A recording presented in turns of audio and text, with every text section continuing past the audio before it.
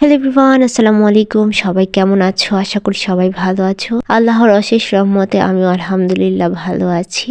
আজকে হুট করে আব্বু পাবদা মাছ নিয়ে আসে।